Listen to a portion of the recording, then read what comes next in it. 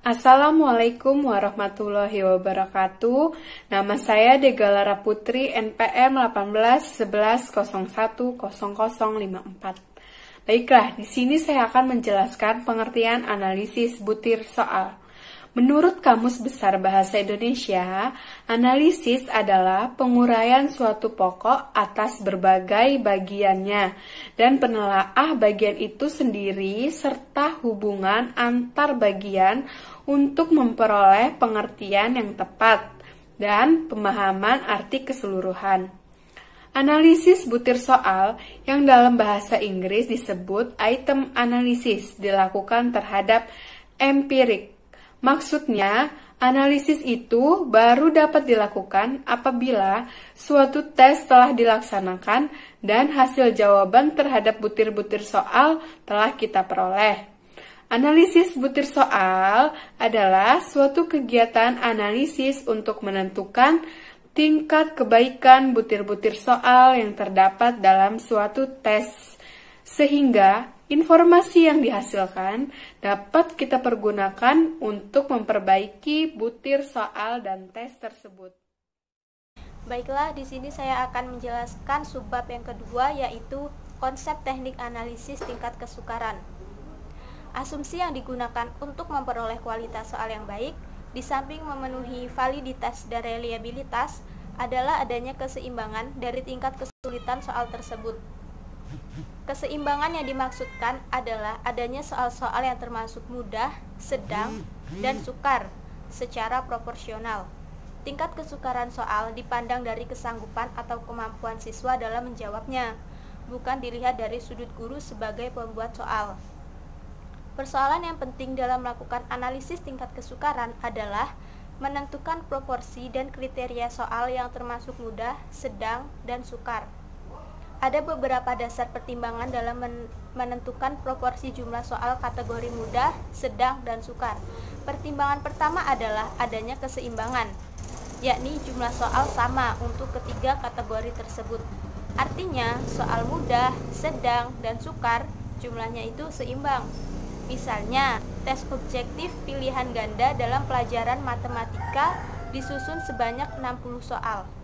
Dari ke-60 pertanyaan tersebut, soal kategori mudah sebanyak 20, kategori sedang 20, dan kategori sukar itu 20 soal.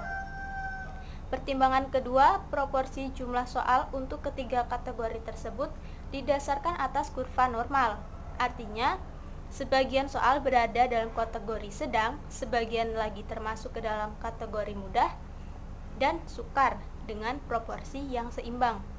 Perbandingan antara soal mudah, sedang, ataupun sukar bisa dibuat 3, 4, 3. Artinya 30% untuk soal kategori mudah, 40% untuk soal kategori sedang, dan 30% untuk soal kategori sukar. Atau bisa juga dibuat 3, 5, 2. Artinya 30% untuk soal kategori mudah, 50% untuk soal kategori sedang, dan 20% untuk soal kategori sukar. Kemudian subbab yang ketiga yaitu rumus tingkat kesukaran. Cara melakukan analisis untuk menentukan tingkat kesukaran soal adalah dengan menggunakan rumus sebagai berikut.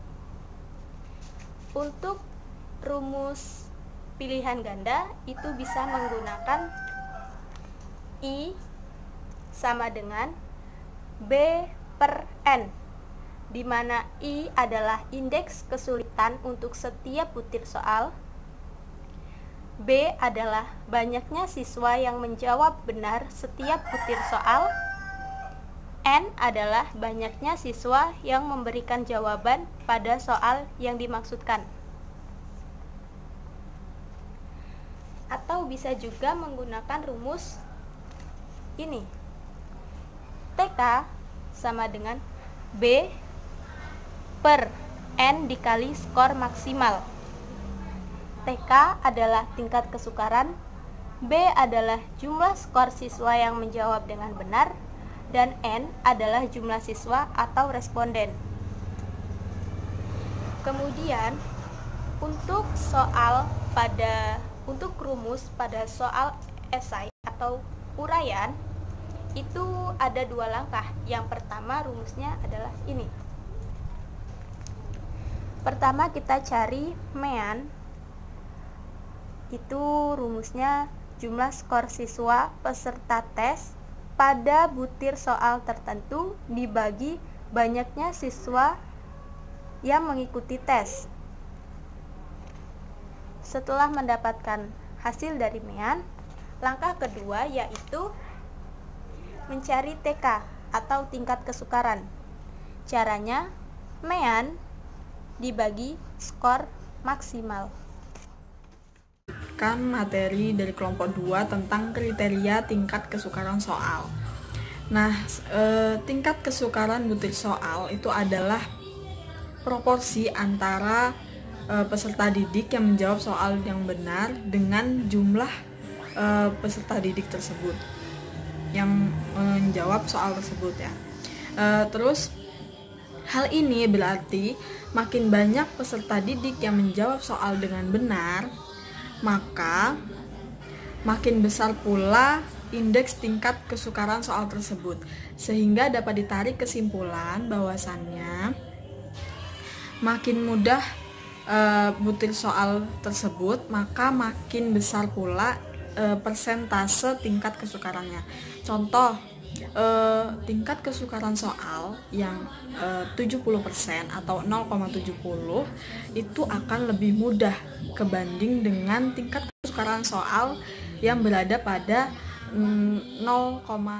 Jadi tingkat kesukaran soal ketika berada pada titik 0 sampai dengan 0,30 itu termasuk tingkat kesukaran soal yang sukar, sedangkan 0,31 sampai dengan 0,70 itu termasuk tingkat kesukaran soal yang sedang, dan selanjutnya 0,71 sampai dengan 1,00 itu termasuk tingkatan soal yang mudah. Assalamualaikum warahmatullahi wabarakatuh. Nama saya Ahmad Zakir Ramadan, NPM 181101052.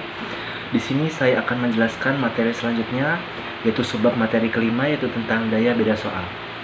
Nah, yaitu daya pembeda soal ini adalah salah satu tujuan analisis kuantitatif soal untuk menentukan dapat tidaknya suatu soal membedakan kelompok dalam aspek yang diukur sesuai dengan perbedaan yang ada dalam kelompok itu. Nah, indeks yang digunakan dalam membedakan peserta tes yang berkemampuan tinggi dengan peserta tes yang berkemampuan rendah ini adalah indeks daya pembeda.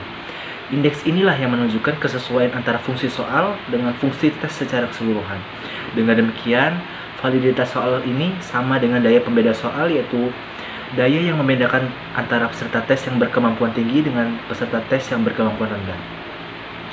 Nah, daya pembeda item ini adalah kemampuan suatu butir item tes hasil belajar untuk dapat membedakan atau mendiskriminasi antara tes T yang berkemampuan tinggi atau pandai dengan tes T yang berkemampuan rendah atau tidak pandai.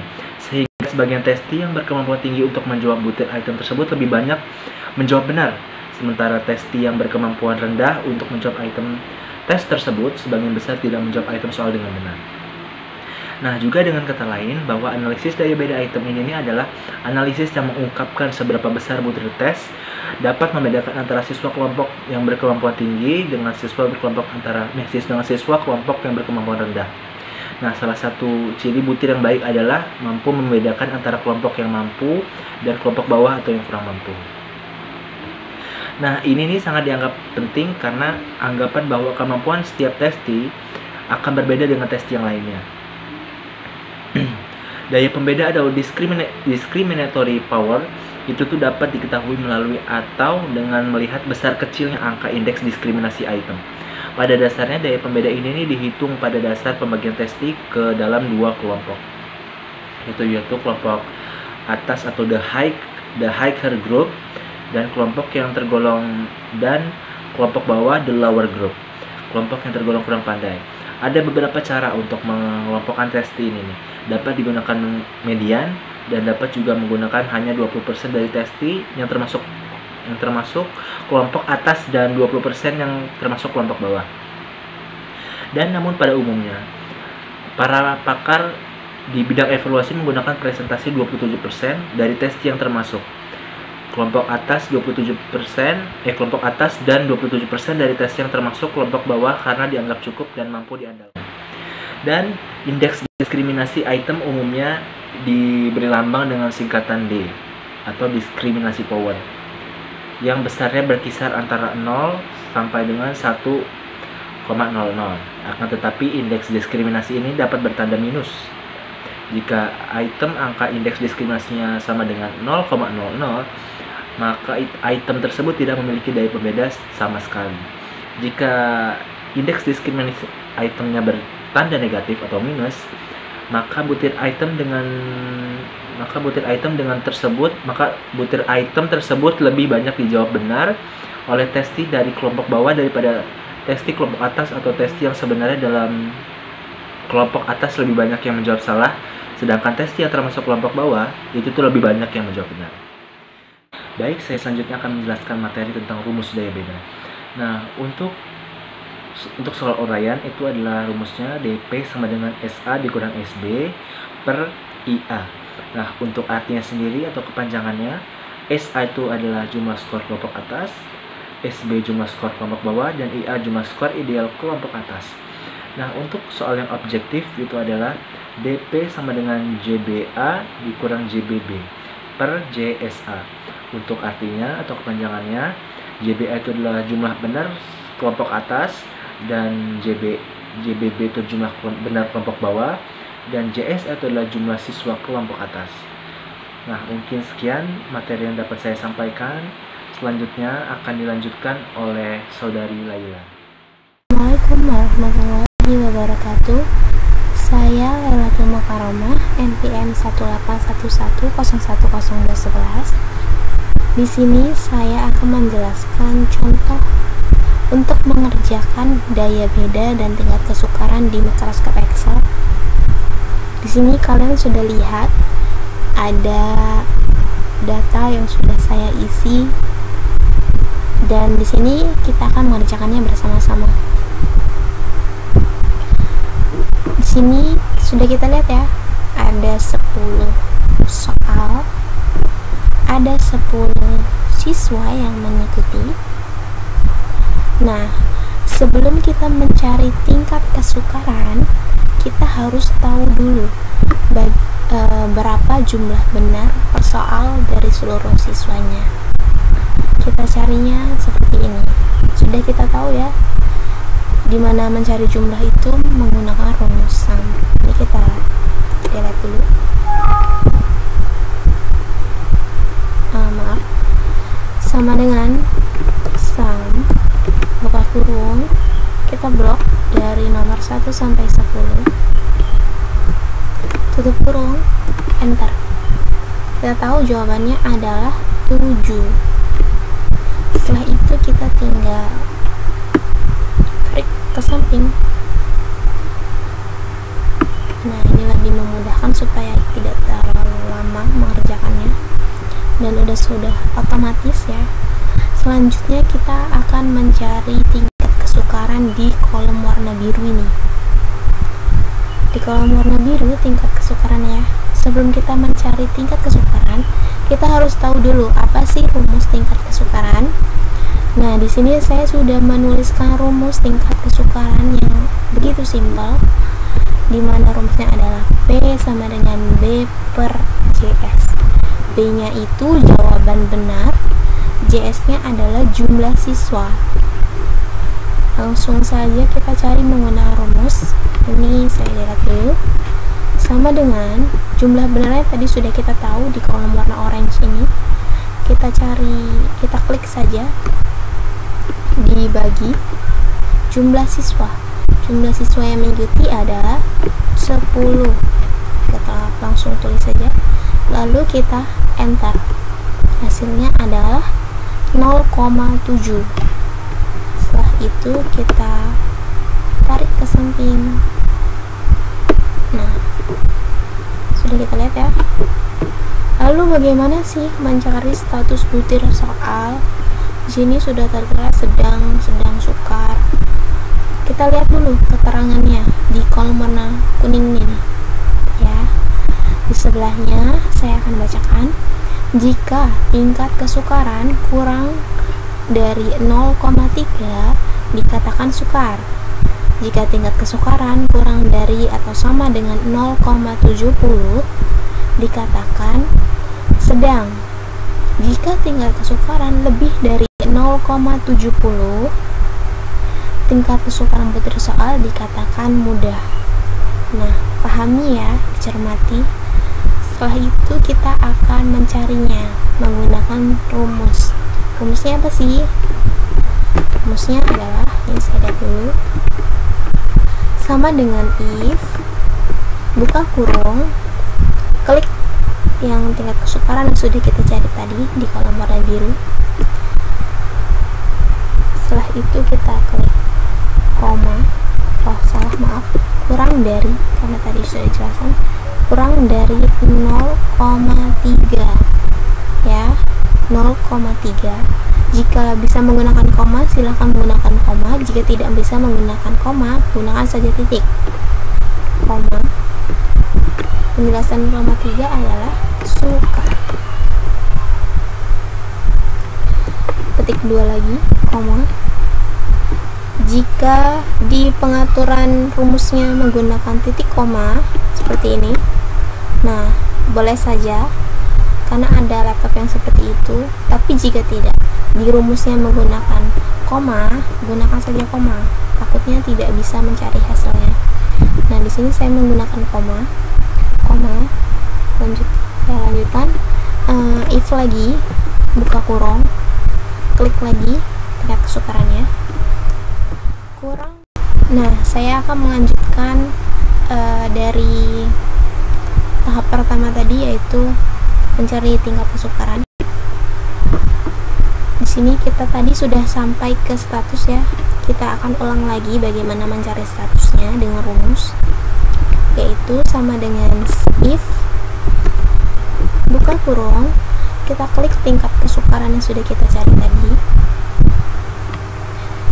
kurang dari 0,3, koma, penjelasannya adalah sukar, koma lagi, if, buka kurung, klik lagi tingkat kesukarannya, kurang dari atau sama dengan 0,7, dia adalah sedang, if lagi, klik lagi ini ya, lebih dari 0,7,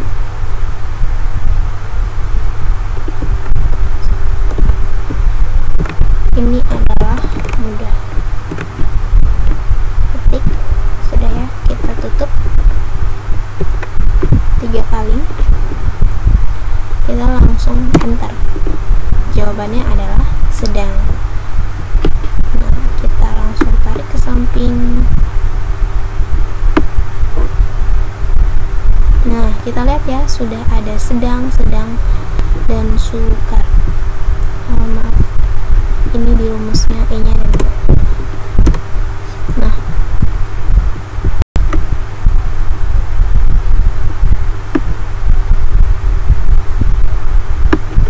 sudah kita ketemukan. Kita lihat keterangannya benar atau tidak. Ini tingkat kesukarannya adalah 0,7.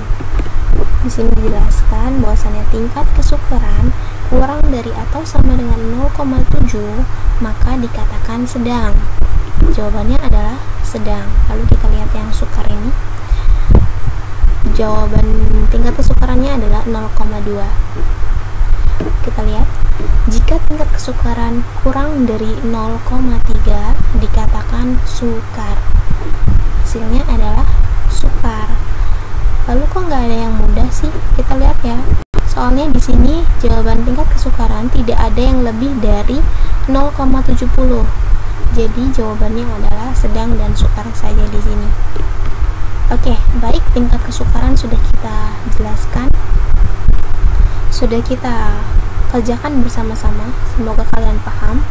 Selanjutnya saya akan menjelaskan tentang ini ya, daya beda. Nah, seperti ini. Di sini sudah ada contoh datanya. Datanya sama seperti tingkat kesukaran tadi. Ada 10 siswa dan juga 10 soal. Ada di sini sudah saya kerjakan. Nanti kita akan mengerjakannya bersama-sama. Tetap stay tune, tunggu ya jawabannya. Nah, tadi sudah saya jelaskan. Di sini kalian bisa lihat ada data yang sudah saya isi, dan ini datanya sama seperti tingkat kesukaran tadi. Ada 10 soal dan 10 siswa. Nah, sebelum menjadi seperti ini, langkah awalnya adalah kita jadikan seperti ini dulu. Nah, sama ya kayak tingkat kesukaran tadi soalnya. Kita cari pertama-tama adalah totalnya terlebih dahulu. Total dari persiswanya.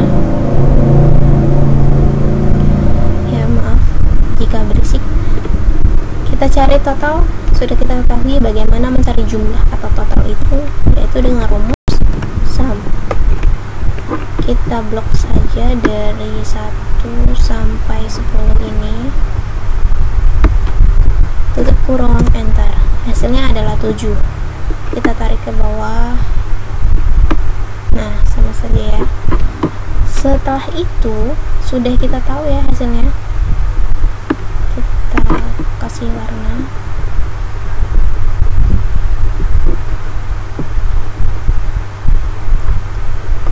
Nah, setelah kita mencari total, kita harus mengurutkan dari yang besar dan yang kecil. Dari 10 siswa ini kita harus mengurutkan dari yang besar dan kecil. Gimana sih cara mengurutkannya? Kita klik saja dari nama sampai total ini. Kita klik sort and filter ini, custom sort by, ini sesuai dengan total ya untuk mengurutkannya. Nah, kita pilih di sini largest to small, yaitu dari besar ke kecil. Klik OK. Nah, sudah berubah nih ya. Tuh. Dari yang besar 7, 6, 5, 4, 3, 2 dari 7 sampai 2 yang paling kecil. Sudah kita urutkan dari yang besar ke yang kecil, kita akan pisahkan mana data atas dan mana data bawah. Bagaimana memisahkannya? Dibagi 2 saja ya, karena ini ada 10 soal, jadi kita bagi 2, 5 atas dan 5 bawah. Nah, caranya adalah seperti ini. Kita klik insert sheet rows, klik. Nah, sudah kita bagi. Jika ininya terlalu banyak, kita hapus saja. Kita hanya perlu 1 kolom saja. Kita delete sheet rows. Nah, sudah ya. Sudah seperti ini tata caranya. Di sini tinggal kita nanti masukkan P1 di sini, P2. Nah, seperti itu. Ini tata cara awal sebelum menjadi seperti ini. Takutnya kalian tidak tahu bagaimana. Ini saya jelaskan terlebih dahulu. Nah, sudah kita tahu bagaimana memisahkannya dan bagaimana mengurutkannya. Di sini kita akan mencari P1 atau pembeda atas ya. P1 itu, P2 nya ini adalah pembeda bawah. Bagaimana mencari P1? Rumusnya adalah jumlah atas dibagi jumlah siswa atasnya. Nah, di sini jumlah siswa atasnya ada 5.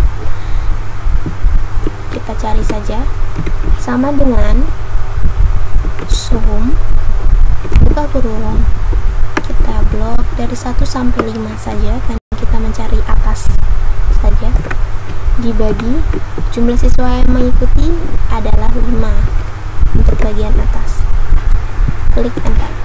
Hasilnya adalah 0,8. nih dia. Kita tinggal tarik ke samping. Oke, sudah ketemu ya. Lalu bagaimana mencari rumus P2 nya? Sama seperti P1 tadi, yaitu sama dengan sum, kita klik atas sampai bawah dibagi 5, karena di sini ada 5 ya, enter. Nah, 0,6.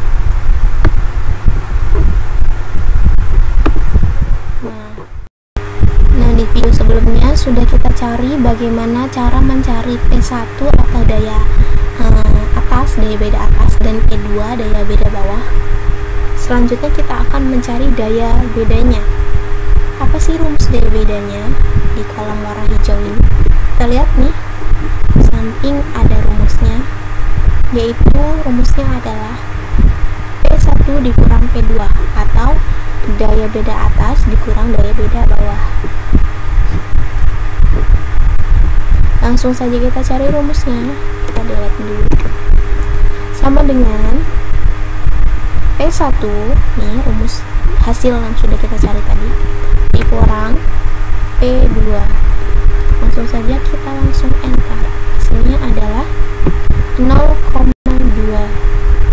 Kalau tidak percaya, kalian bisa hitung sendiri.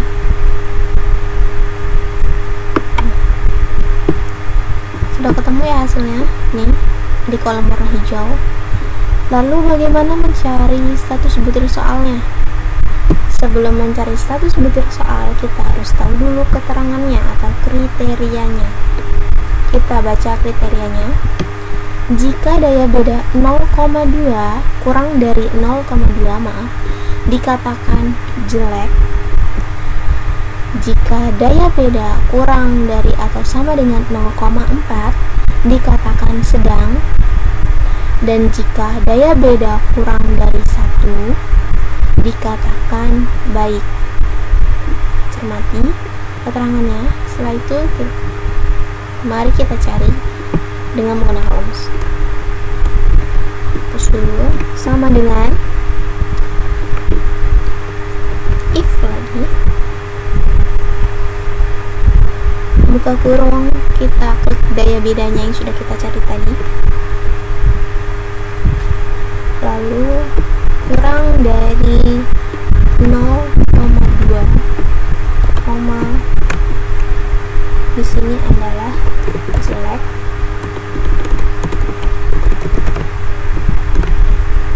koma if lagi, buka kurung, klik lagi daya bedanya,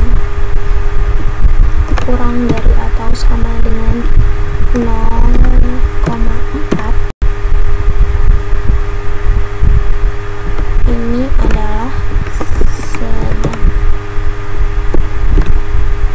koma if lagi, buka kurung, klik lagi daya bedanya, lebih, maaf,